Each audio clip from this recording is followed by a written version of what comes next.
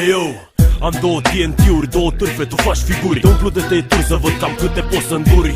Considerat clovn adevărat între bufoni, inteligent ca Superman, îmi trag chiloții peste pantaloni. Tot om bladon, tot ion, tot eu rup difuzoarele. Te dau pe mâna lui Băta să-ți rupă picioarele.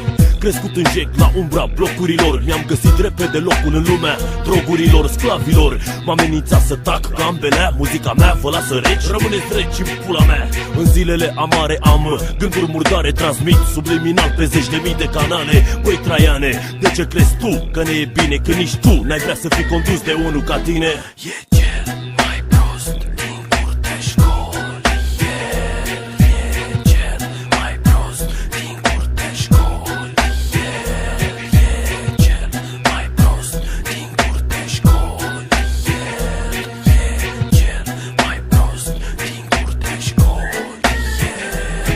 Hei, plasez dinamitele, sodomizez toate divele, vânărui visele ca președintele. Să nu murim de foame în UE ca vitele. Plecăm la furat când dor să ne scoată vizele. Vă rupem bancomatele când stați cu spatele. Venim din est în rest, nu ne justificăm faptele. Româncele prin Europa rup trotoarele. Românii fac bani pe net cu licitații în continuare. Ne descurcăm, vă lăsăm tăiați în pungă, în pula goală cu suc în mână. Don't worry, there's no sugar.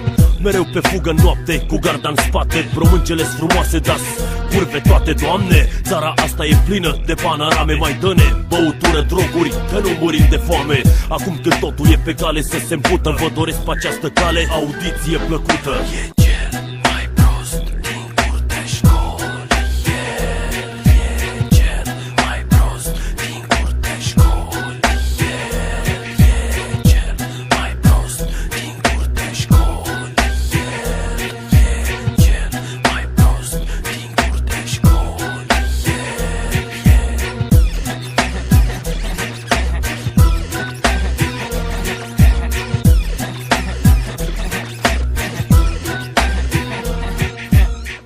Doi, doi.